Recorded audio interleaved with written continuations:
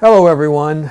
If you've been watching my channel here for any period of time, you know that last year, right about this time, my wife was involved in a motorcycle accident. And I haven't really mentioned a whole lot about it since that time. I let everybody know that she was involved in an accident, but we really didn't go into a whole lot of detail. Well, we've been talking about it over the last course of the year and decided that it was probably time to release some of the information, some of the things that happened to her. And the reason that we want to do this are twofold.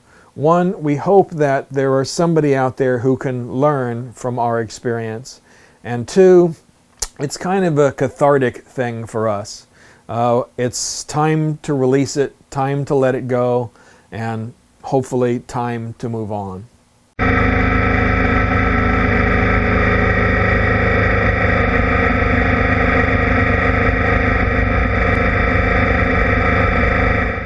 Now this first video is one that I actually made a couple of months right after her accident. Cathy had been home for a while then and was going to physical therapy. But she still had a long road to heal.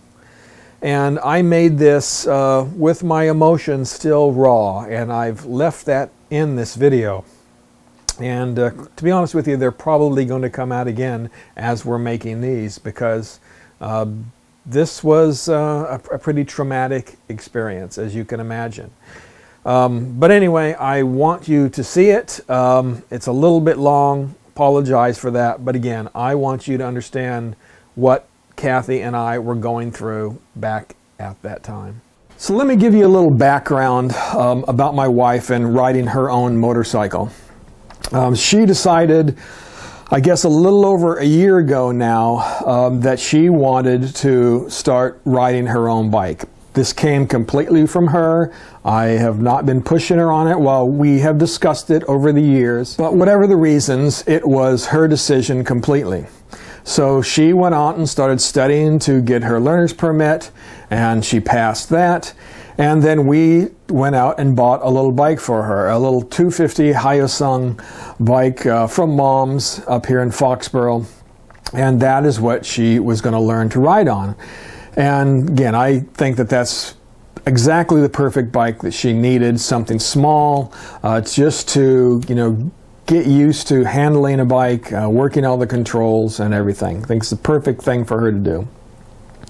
So she went out and she and I started riding together just in the local neighborhoods here, and we first started going to a parking lot and working on parking lot drills and things, and all the stuff that I've learned over the years from all of the classes and the track days and things that I've taken, which is one of the kind of ironic things here to me, is that I have been very, very diligent about trying to keep my skill levels up and continually learning new skills on the motorcycle. Because I was involved in an accident myself back when I was younger. I had my turn, I guess, at flying and bouncing off of cars, and it wasn't a fun experience, and I never wanted to repeat it again.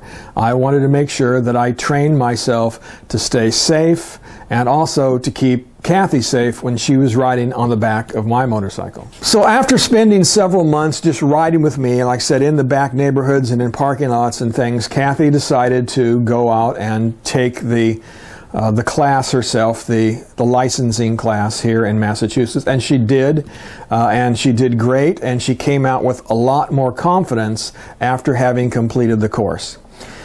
So she got her license and was ready to start riding. So again, we kind of branched out a little bit. We started going on longer rides together. First it was just she and I, and then she started riding with our club. And the last one she did was up to Vermont this last September, which is about 180 miles. So she rode up there all by herself, with a small group of us. And then she rode home with myself and one other guy in the rain all day coming home from Vermont. And she did great. It was her baptism, so to speak.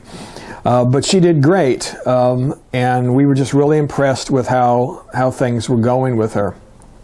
But after that ride, I said to her, I says, well, you know, if you're going to be doing these long rides with the club and things like that, I think that maybe it's time that we start thinking about getting a little bit better bike for you. Because even though this 250 was good as far as the size and so forth, and get her to learn, you know, trying to keep up with the groups, and in particular, I was concerned in getting a bike that was safer. Because I tell you, when I ride this little 250, I'm like, my God, why am I letting my wife ride this bike? I mean, the clutch and the brakes just, you know, weren't up to par with some of the really good modern bikes. So I just kind of put the bug in her ear, and I didn't mean right away that we would do it. I meant that, you know, in the coming spring, we would probably start looking for a different bike for her.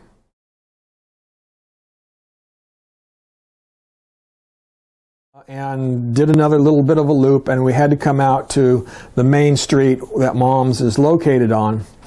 And when we did that, there was a double turn lane that goes out onto this main street. So I set us up in the inside lane, and I did that because that's the lane that I always get into. And I do that because there is traffic that is merging into the outside lane that's coming out of a big Lowe's store in there, and people are pretty crazy usually. And also, just past that, there's a couple of freeway entrances, again, where people are merging. So I wanted to protect her from all of that, so I put us in the inside lane. So when we pulled up there to this light, there was really nobody in the lane next to us in the right-hand lane. There was one car up at the front, and then we were behind another car in the left-hand lane. So I didn't think that this was going to be a big deal at all for her. It's never been a big deal for me on this curve. So just before the light turns green, though, a semi-truck pulls up into the right-hand lane. And I hear her say in our communicators, "Oh boy," and I said, "Don't worry, everything's going to be fine. He's going to stay in his lane, we're going to stay in our lane. You just look where you want to go, and everything's going to be fine." So the light then turns green, and I get around the corner and I hear her say something like, "Oh God," or something. I don't even really remember what it was. And I turned my head and I looked back, and I saw her drive straight into the side of this semi-truck. And I stopped my bike right there and turned my head, and I saw the entire thing. And this is where this is going to get tough, because I saw her impact the truck, her right side primarily, and then get tangled up in the bike and get tossed around and ended up face down underneath the truck, right near the foot that comes down to hold it up when they take the trailer off. And I was screaming at the top of my lungs, you know, I was screaming her name. And it's all I could do to compose myself enough to put my kickstand down, turn my bike off, and run over to her. And I mean, that only takes probably less than a second, but at first I was just going to drop my bike, but I thought, no, Craig, don't do that. You know, you're just risking injuring yourself. I just put the kickstand down, tried to stay calm, and then ran over there. And at first, she wasn't responding to me. And I thought she was gone.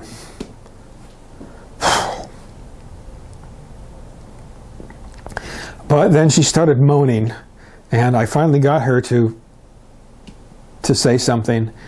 So I knew that she was alive. I knew that she was responsive to me. So she was breathing and so forth. So I found out, you know, that mainly she was hurting on the right side. Her right shoulder hurt. And she wanted to get up. She wanted me to take her helmet off and wanted me to get up.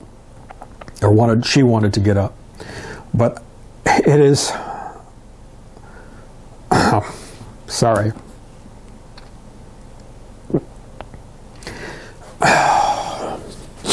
It's one of the hardest things I've ever done. Is to force your wife, when she's injured like that, to stay still. But fortunately, I have taken classes, right? I've taken the Road Guardians Accident Scene Management course twice, and I would like to take the advanced course later. I've also had some first aid training, earlier in another life when I was going to chiropractic college and so forth. So I had some experiences with this, and thank God I did. And so I basically told her, no, you've got to stay still, and I just held her head, right? So then people started coming up, and I, of course, instructed them to call 911, and they got the emergency services and everything to come. And, long story made short, they got her packed up and they stuck her in the ambulance, and they took her off to the hospital, and I actually beat the the ambulance to the hospital, but anyway, so they got her off there.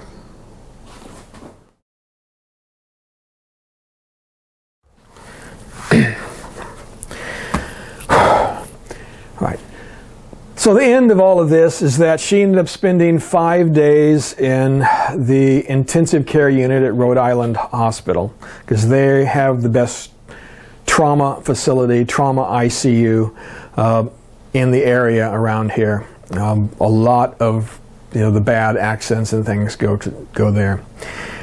She ended up breaking numerous ribs, so many that it's easier to count the ones she did not break. She ended up having a collapsed lung on the right. She ended up having to have a chest tube in. She also broke a couple of bones in her right ankle, and she broke her right clavicle. Again, none of these were to the extent that it required casting, right?